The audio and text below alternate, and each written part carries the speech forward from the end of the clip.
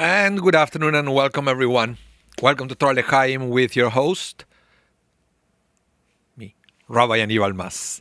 Welcome, welcome, welcome Lori, welcome Rocky from Costa Rica. Good weather there? Let us know. Let us know, Rocky. Pretty sure you're probably studying Torah with a piña colada next to you. Brenda, welcome. Julia, Janet. Who else? Brenda, you're having cappuccino. I'm having...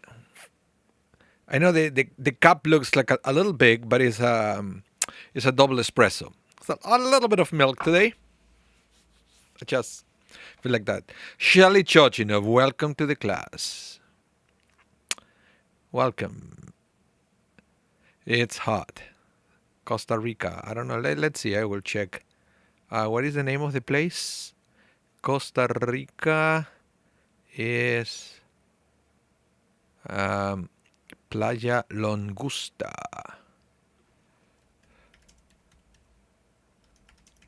Costa Rica. Oh, 32 degrees Celsius. Probably our American friends can make the conversion, but it's 32 degrees Celsius. Oh, very nice, Rocky. Very nice. Okay, good for you. We're going to study today a little bit of this week's Parsha Mishpatim, but it's also a special Shabbat. It's called Shekalim. The Parsha Shekalim should be read always the Shabbat before or the Shabbat of Rosh Chodesh Adar, if Rosh Chodesh is on Shabbat. Why is that? Because I always like to remind people and to study a little bit about this, the commandment of giving the half shekel to back in the days to the temple. The closest thing that we have in these days to the half shekel is membership for a synagogue, because it was not about these big donations that you will give once in a while for capital funds or big project. This was like a regular fixed amount for everyone that should be brought every year to the temple. So the closest thing that we have in the way we operate synagogues in these days is the membership. I may talk a little bit more about that on Saturday, on Shabbat. I think I have a few ideas for a sermon, but it's very important to understand that there were two different concepts for donations back in the day. Okay, one was the fixed donation, and the other one was the bring as much as you can donation. That concept is going to come into next week's Parsha. There's Parsha Teruma. Unfortunately, I'm not going to be teaching that class because, remember, we are going to take 2 weeks hiatus for Torah L'chaim. So, yeah. Welcome, David Grossman. Welcome to the class. Yeah, and so, yeah, we are going to study a little bit about the shekel. And it's interesting because I remember I taught this about 2 years ago. And it's based on the value of silver. So I went back through my notes last time I taught this concept, and the price of silver tripled or more than tripled. So what used to be a small donation that people have to bring to the synagogue, because a variation of the donation of the shekel still exists in these days. So what used to be something like $20-25 is close to $90 now.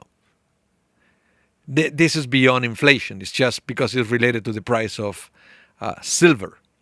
Okay, the shekel, the shekalim were silver, which is interesting because shekel means weight, right? And which is very, how you say it? It's very similar to what we have in Argentina, that is the peso. Peso in Spanish, so peso in English is weight as well. So peso, weight, shekel is the same. So I guess because it used to be the weight of the metal, against the currency. So that's why in Argentina, in many countries they speak Spanish, the currency is called peso. Okay. Now in Israel they call it the new shekel, but shekel means peso, also the weight. Very interesting. Welcome, Holly Mandelkorn. Welcome to the class. So I'm going to give one more minute. Maybe somebody else would like to join the class today, and we are going to dive into this week's Parsha. And remember also that I'm going to mention a little bit about Purim, because unfortunately, again, I won't have the opportunity to teach you about the holiday before the holiday happened, but I didn't want to leave the opportunity to teach you a little bit about Parsha Mishpatim, that I think that is very important as well, okay? So if you want to study more about Purim, I'm pretty sure you can go to our archive, or maybe I can pre-program in advance for the Torah L'Chaim to, maybe I will do that. It's going to be an unmonitored chat during Torah L'Chaim, and I can easily stream the class that I taught last year, so you can review that one as well. Maybe I will do that so you won't have a no Torah L'Chaim for the next 2 weeks.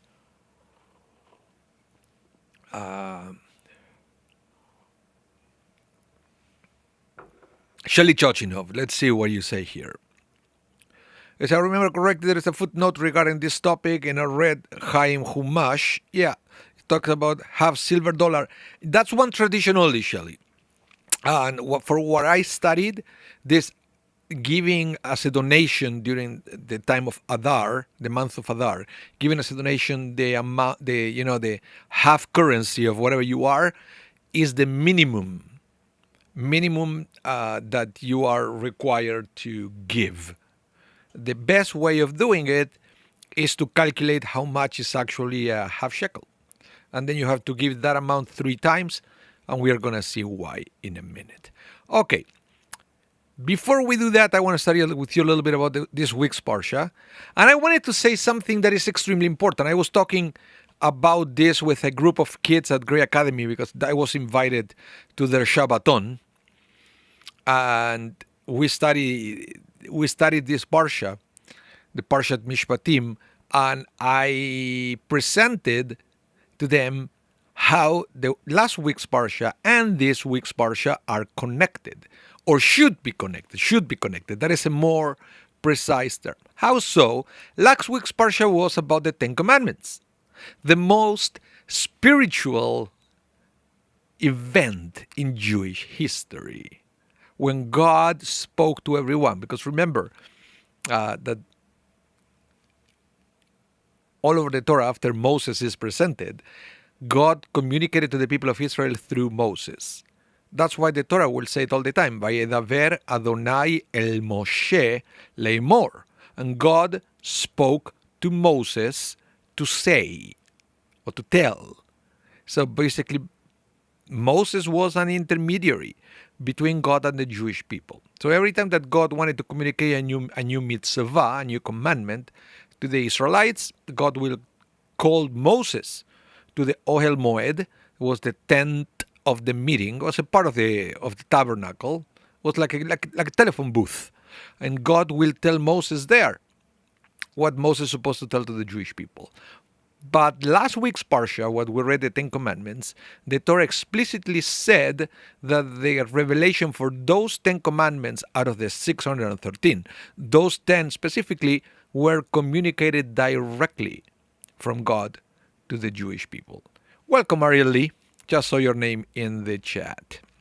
Okay, so we may think that the 10 Commandments are more important than the other mitzvot, which they are not. The rabbis, especially in the Talmud, they make it very clear that that's not the case, that every commandment, every mitzvah is equally important. Maybe the experience of that, right, was more intense, but the level of importance of the mitzvot, they are all the same.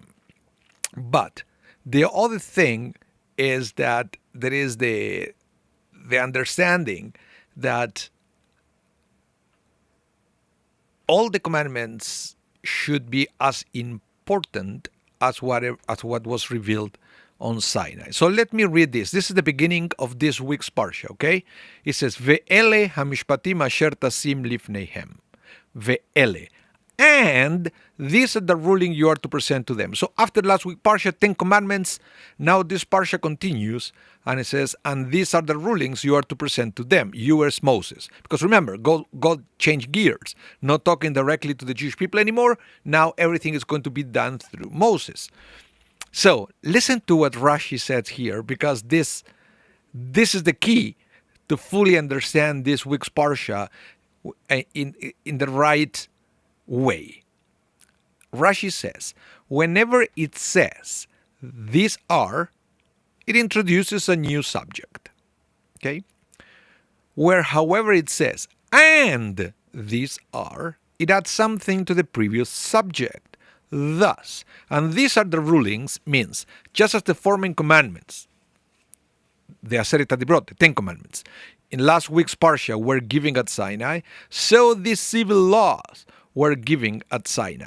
So this is a continuation of last week's experience. So what happened is, after the 10 commandments, the people of Israel said to Moses, Moses, please ask God to stop. We cannot handle the intensity of this spiritual experience. So please, let God talk to you, and then you talk to us. So this is technically a continuation of what happened last week.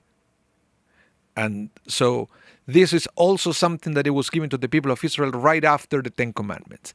And this is a very important thing, because the main topic of these commandments, the commandments that are presented in this week's Parsha, seems to be totally unrelated to whatever happened last week. Last week was all about, at least the first 5 commandments, about the way we should believe in God, you should not have other gods, and so forth, right? And now all the rules, all the mitzvot that they are going to present in Parsha Mishpatim seems to be something that has nothing to do with God. It's all about rules to regulate and to improve our relationship with other people. Okay? This is how we should live our lives here on earth. Nothing to do with spirituality. It's almost like we went from, last week with all the special effects. We went from fireworks to homework. Right? It's like two very different things. But Rashi said, no, they are not different at all. And that's why it starts with the word and. It's not that last week's all the spiritual laws were more important than the laws presented on this week's Parsha, that they talk about the relationship between people. They are both equally important. And this is very interesting, because sometimes we believe that strengthening our relationship with God is more important than that improving our relationship with others. The opposite is also true. Some people believe that all what matters is our relationship with other people. What we do for others, what we do for this world, and our relationship with God is not really important, right? And at this point, I cannot forget what I studied back in university times. What I'm saying, I don't know how many of you know, and if you don't know, you probably imagine it. I mean, by now it's not so difficult to guess. My background, my university background, is in computer science. So one of the things that you learn when you're learning coding, when you learn how to write code for the computer, are the operators or and the and. So or means that either one or the other have values or fields, one or the other operations have to be true, one or the other. If you have and, when you write code, means both have to be there or the command doesn't work. So every time I read and in the Torah, I go transported back to those days when I would study computers, and I said, if you don't have both, the thing doesn't work. So if the Torah said, revelation of the 10 commandments and all the civil laws of Mishpatim, it's not or means one or the other. It says and. So you need to fulfill both because they're both equally important for the success of the formula. The formula means the Torah. So for the Torah to be successful, we have to understand that both relationship with God and relationship with people are also important. Now, there is a third leg of this tripod that is going to be presented next week. And that is also very important because that is going to be terumah, which means the financial commitment. So you cannot have just a relationship with God or just a relationship with people. You also need to fulfill your financial commitments. And in this case, is talking about the temple, aka synagogue in these days, because we don't have a temple anymore. So it's a very important, it's the three leg. Relationship with God, relationship with people, and financial obligation with the synagogue is 1, 2, 3. Okay, we have a little bit of a taste of that with shekalim, which is the basic donation, but it's going to be expanded next week. Too bad we cannot talk about that because that's when we're going to be in hiatus, and I can't remember what I said last year about it. So even if I replay the class, it may be a different topic. Okay, so I wanted to present to you a little bit of these commandments of Mishpatim, and you will see how it seems to imply that there is nothing spiritual about it, but that's why we have to remember that they are connected to last week's revelation. Okay, it's something that we have to do. Now, listen to this. Mitzvah, commandment presented in this week's parsha. It says, if someone removes the cover from a cistern or digs one and fails to cover it, and an ox or donkey falls in, the owner of the cistern must make good the loss by compensating the animal's owner. But the dead animal will be his. In other words, will be his problem to clean up as well. Right? So, if you read this, seems to be that there is nothing spiritual about it. This is like, to a certain point, you will think that it's common sense. It's common sense that if you dig a hole and an animal gets hurt, it's your responsibility. Then of course it will continue, and if the damage goes to a human being, also there are consequences to you. You being the one who dug the cistern. It's a very interesting thing. Now, in this day and age, we can see how this mitzvah from the Torah was revolutionary, because we still have this in these days. All the laws and regulations whenever we build something. You know, I know this. I got a little bit more familiar with the renovation of the synagogue, that everything had to be up to code. Everything has to be up to code. And it's exactly this concept. When you bring a construction up to code, implies that everything follows the highest level of safety. Bah. Sometimes it's not the highest, but it's good enough. Okay? I realize that there are things that could be better, but the code at least takes into consideration most of the things that can go wrong. And if you wanna be up to code, you have to foresee all these problems that you may have, right? For example, if you build stairs, you need a handrail and stuff like that. So this thing that we read here in the Torah is something that we have to analyze, and from here we have to apply, analogy to see how this could be transferred to other dangerous situations, and how we are liable for what happened if we don't take the precautions to prevent all these kind of damages. It's on us. It's a very, very, very important thing. And I don't know, tell me in the chat if you want, if you experience how society was evolving on this. Because I remember when I was a little kid, many of the things that they are not up to code now used to be up to code back then. Either materials that they were used or other things that in these days it will be unthinkable because they are considered very dangerous, but they were okay back in the day. So let me know in the chat if you know what I'm talking about. So let's continue with this. Now, why we do this? And listen to this, because this text also is going to introduce to us to a very interesting principle. It says, we learn a baraita. A baraita is a piece of oral law that it was not published independently, like the Mishnah, but is used during the Gemara when they discuss other Mishnayot. So it is a piece of oral law. Brenda, you said asbestos. Yeah, for example, asbestos, they were okay. Back in the day, we're up to code because it was very important to insulate buildings so you could keep the heat inside, but then they discovered that asbestos were harmful.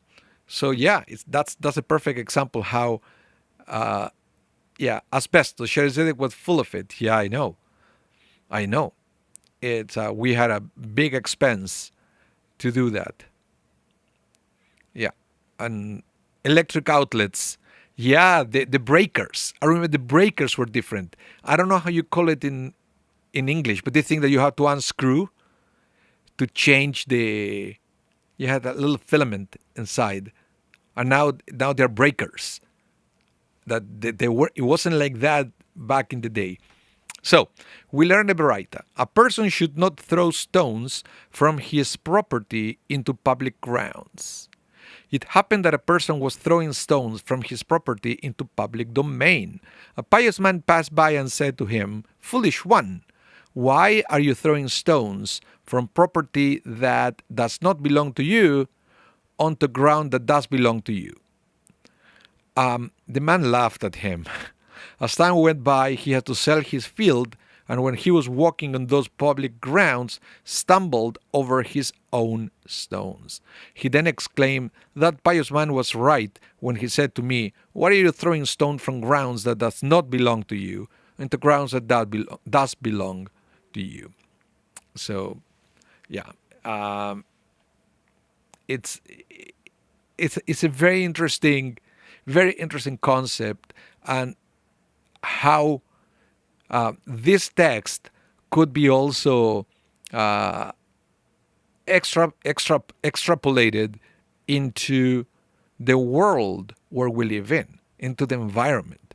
We feel every time that we pollute the earth, we don't think that is an issue.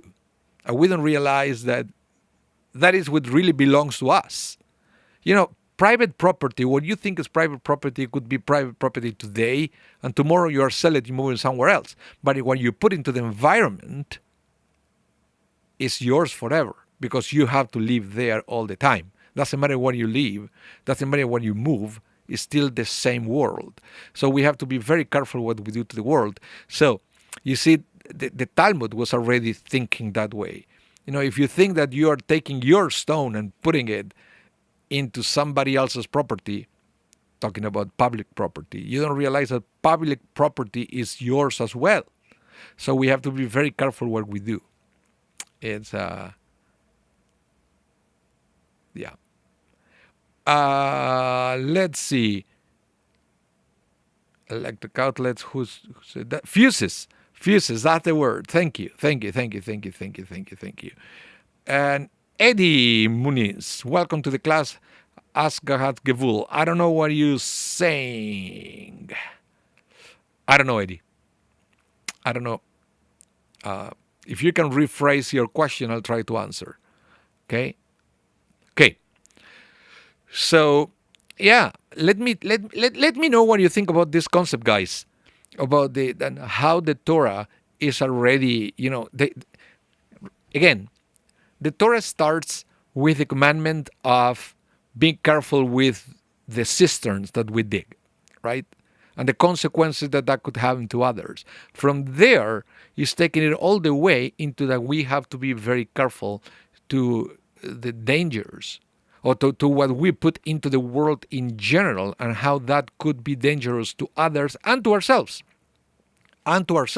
Because the cistern in public field is just one example. How we think that by making that cistern so we can have water, now put other people in danger. So the Torah is warning us how dangerous that is. So, yeah. Now,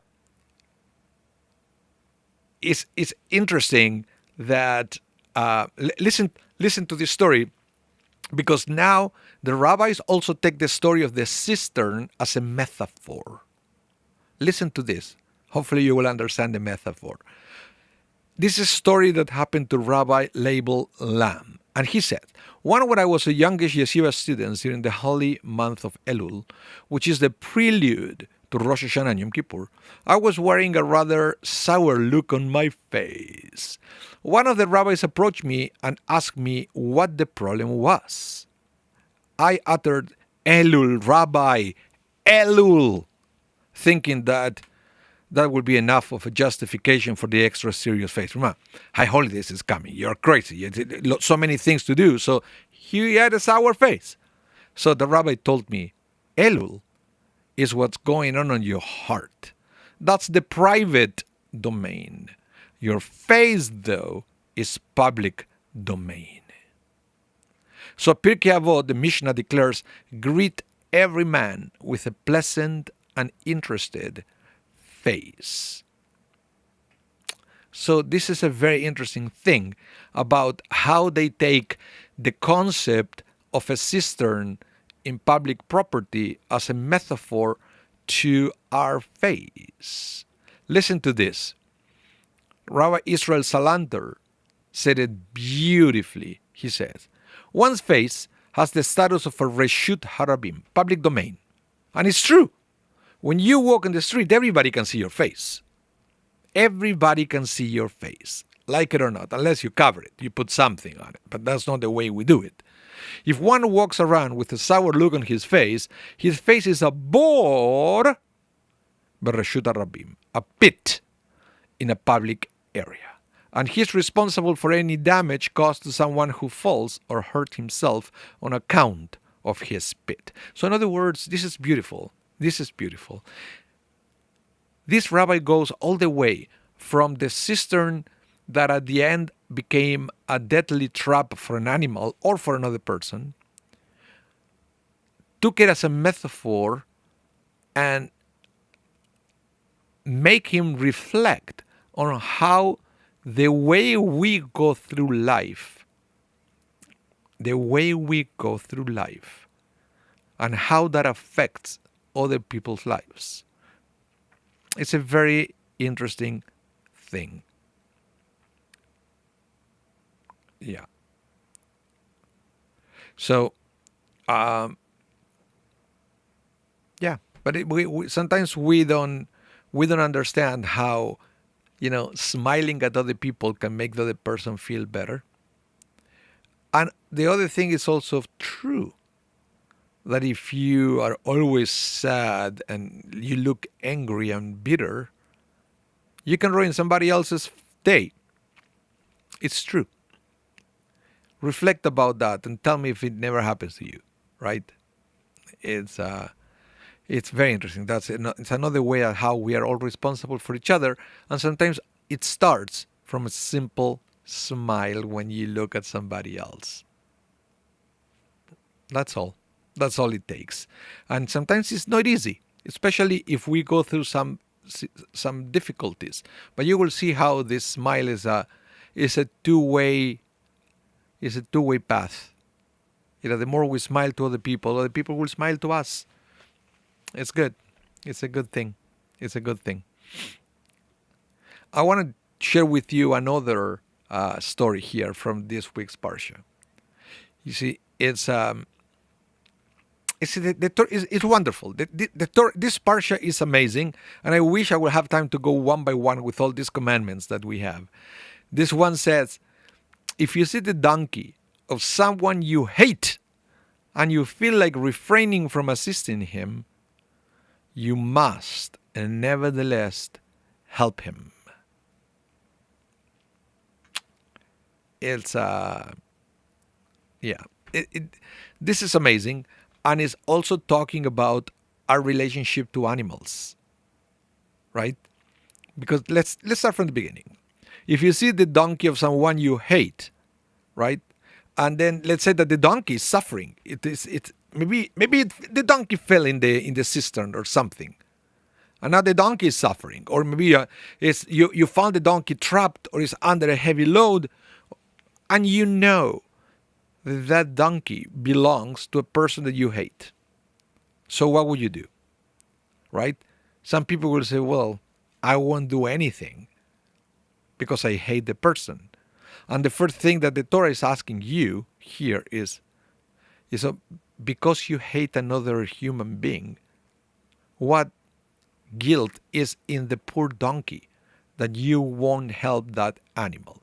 So we see here that helping animals is independent for whatever feeling we may have to their masters or to their owners. And it's a very interesting thing because it's talking about our obligations towards animals to relieve them from pain and to help them if we see an animal under a difficult situation, if we can help. So in this case, it's something very interesting that regardless of what we feel for other people, we have the obligation to step in and help the animals. Yeah.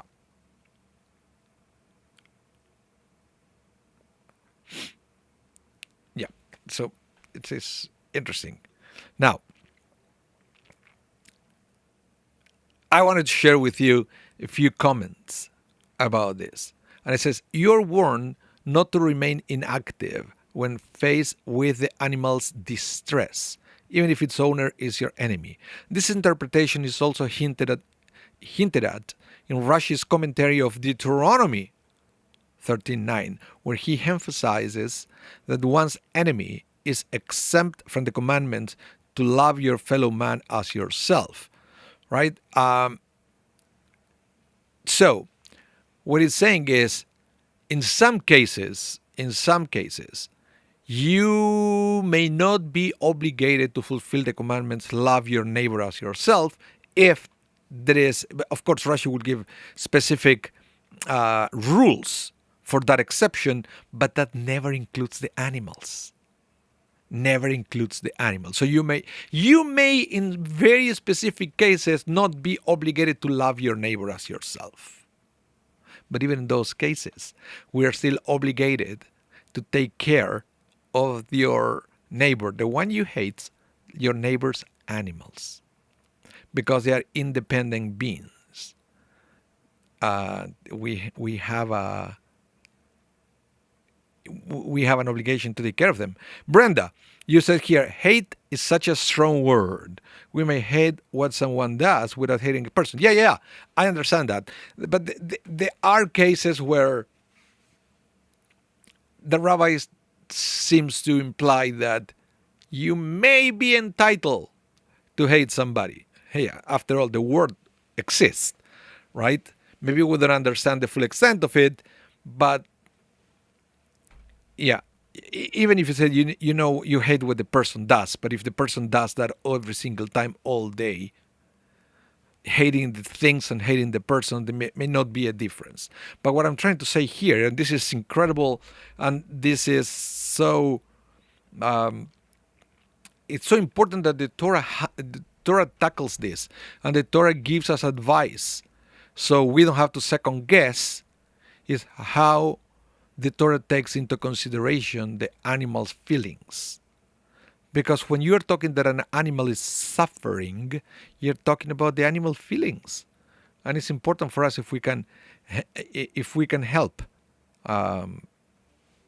If you know something, and it's our responsibility for animals as well. Yeah. And I would say, I know of people that they can't stand their neighbor, but they love their dog, right? But they cannot stand the neighbor because they're two different beings. Two different beings. Lori, you said some people are destroyers. They have ugly, malicious characters. Yeah, yeah.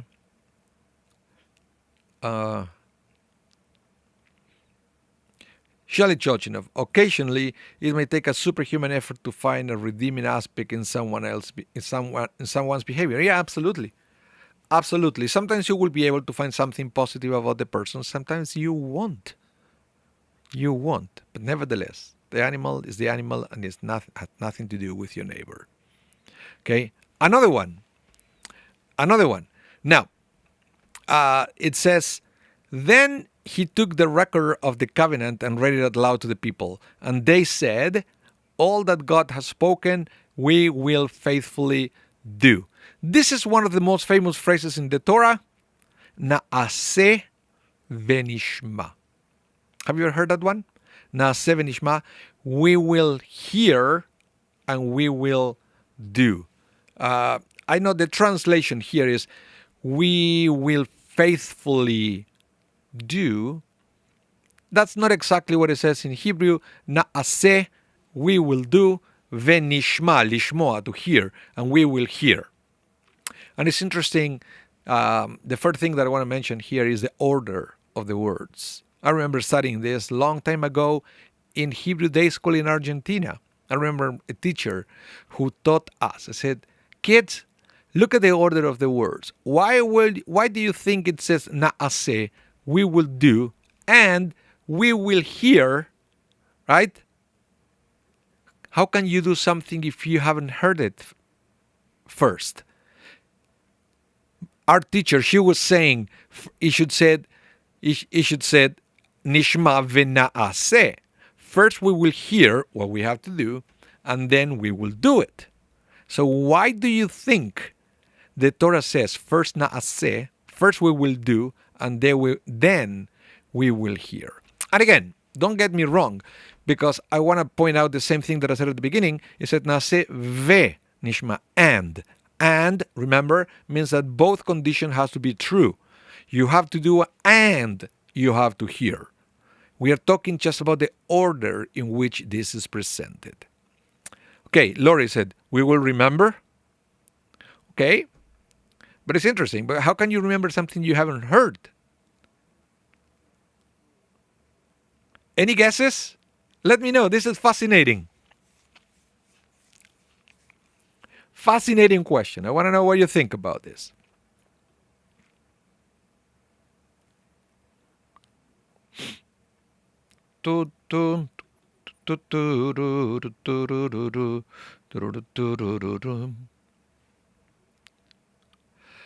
Brenda, you said perhaps we will learn if we make my way, maybe you want to say?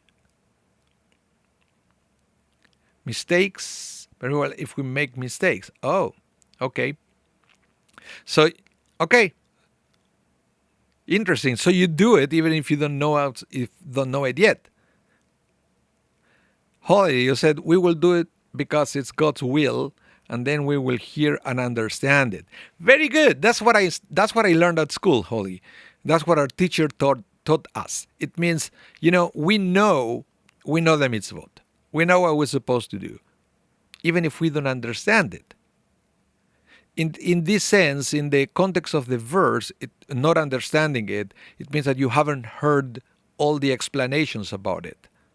Because you didn't have the opportunity, maybe you didn't understand it. There are many reasons why you haven't heard all the explanations. So there are many things that we do in Judaism that we don't fully understand. Many mitzvot, even the rabbis say that they are chukim, that they don't really have a logical explanation. Nothing that can be said about it will satisfy your need to know why you're doing it. You won't get that. And nevertheless, we have to do it. So what it says here is, first you will do. All the mitzvot we will do. And then, while we are doing it, we are going to try v'nishma. We're going to try to hear all the explanations about it. because that takes, how to do something, how to fulfill a mitzvah, takes 1 minute explanation. Why we fulfill that mitzvah is sometimes is a life journey. It's a life journey. I don't know if it ever happens to you. That even sometimes the understanding of a commandment will change with time. But it doesn't mean that we won't do it today because you don't fully understand it. Or maybe I won't do it because maybe tomorrow I will have a different perception of that. So that's why the expression, that's why what they said, Na'aseh v'nishma, we will do, even if we don't understand it. It was huge. It was a huge leap of faith of the Jewish people regarding all the commandments that God had for them. Yeah. So I want to share some comments about this, right? Of course, Soloveitchik, great thinker.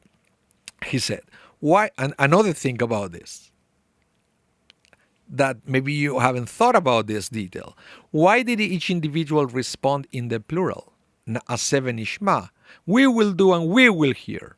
More correctly, each person should have said, E'aseh ve'eshma. I will do and I will hear. How could they speak for everybody else? Right? I can speak for myself. I cannot speak for you. Right? It's my observance, not your observance. It's my journey, not your journey. Because my journey may be different from your journey. So how could they say in plural, Na'aseh v'nishma? And then Rabbi Soloveitchik answers, because everyone made 2 commitments that day. One commitment was to personally observe the Torah. That is individual.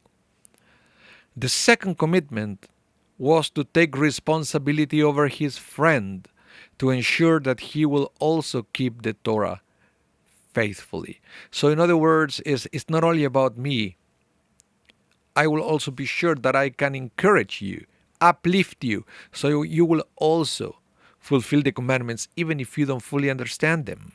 And I feel that is a big part of what we do here at Shul, that we're trying to teach people, so people will learn about the mitzvot, but then to understand that you will have the rest of your life to understand all the details. You don't need to know all the details before you start fulfilling the commandments. You don't need to understand every single intricacy about tefillin, to put on the tefillin in your arm and in your head every morning.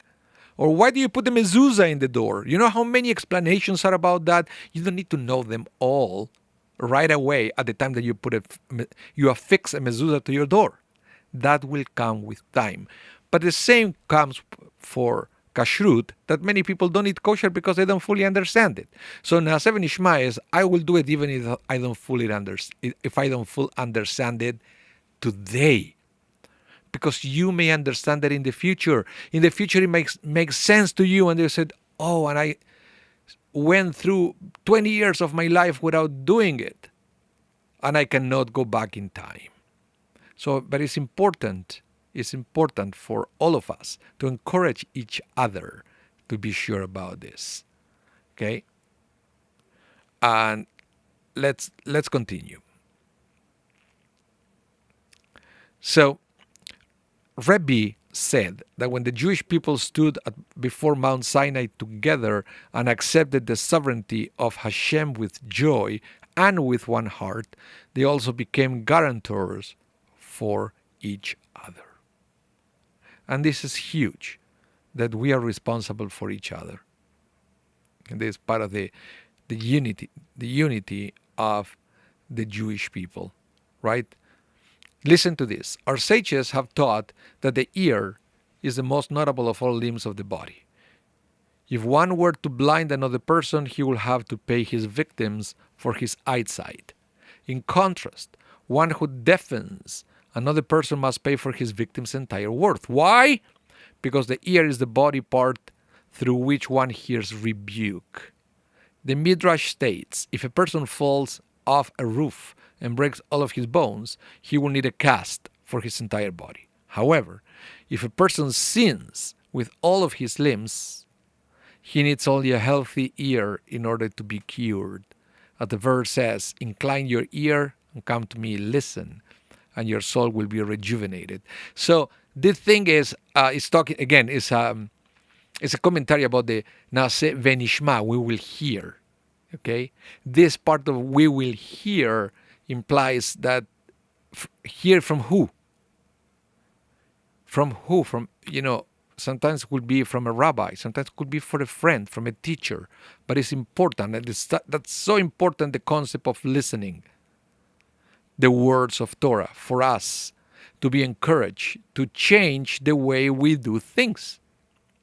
So it's an extremely important part. And we do now, but it's important as we go also to hear what we are doing. Now, let's talk a little bit before the end of the class about the shekel that I told you about this before. Because we have the obligation to give 3 half shekels during the month of Adar. Okay? The month of Adar is going to be next,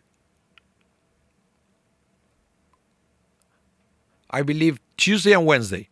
Next Tuesday and Wednesday. 2 days of Rosh Chodesh. Okay? 2 days of Rosh Chodesh Adar. And from there all the way to the end of the month, we have to donate the equivalent of 3 half shekels to the synagogue. Okay? Through the synagogue. So it goes like this. The Torah says, and we are going to read this weekend in the second scroll. So we have 2 scrolls for Torah this Shabbat. When you take a census of the Israelite according to their army enrollment, each shall pay Adonai a ransom for himself from being enrolled, that no plague may come upon them through their being enrolled. And this is also, you probably know the tradition that when we come to Minyan, we don't count people by pointing. Because, when you count, and it says here, if you point at somebody when you counting, you are bringing a plague upon them. Crazy, right? Crazy. So, this is what who is entered in the record shall pay. A half shekel by the sanctuary weight. Okay? So shekel means weight. Again, as mentioned before, peso, the weight. So a half shekel by the sanctuary weight, 20 gerahs to the shekel, a half shekel as an offering to Adonai. Okay? Half shekel. So I wanted to mention that the Talmud mentioned here, right? It is forbidden to count the Jewish people even for the purpose of performing a mitzvah, since doing so could make them subject to ayin hara, evil eye, which may reduce their numbers. Now, Brenda, you said count shoes. Yeah, Shelley, you said we used to say not 1, no 2, etc. Yes, but the Shulchan Aruch brings a better method, and this is the most common one. Listen to this. How do we count? When there is a need to see if there are 10 men present for a minyan, the custom is to count them by the words of the verse, Hoshia et Amecha. And I put it there in yellow for you. Hoshia et Amecha uvarech et nachalatecha urem venasem ad olam. 10 words. 10 words. Deliver and bless your very own people, tend them and sustain them forever. So we use a verse that has 10 words that also serves to counteract any kind of evil eye that we may have brought inadvertently to the people when we count them. Okay, so this is the most common way to count people for a minyan.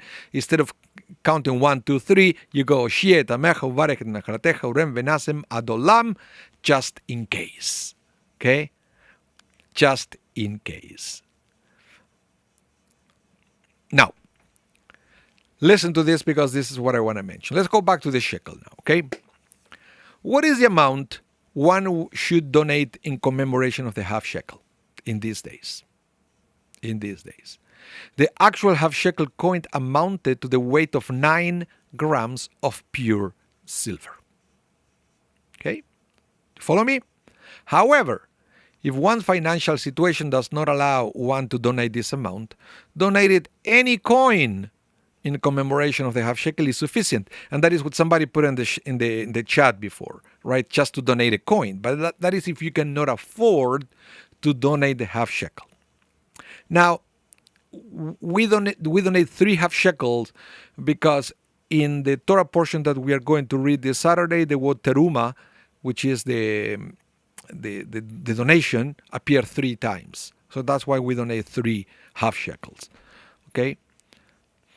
Now, women must also donate money in commemoration of the half shekel, and it is proper for one to donate this amount for one's small children as well. Some have the custom to donate this amount for their unborn babies as well.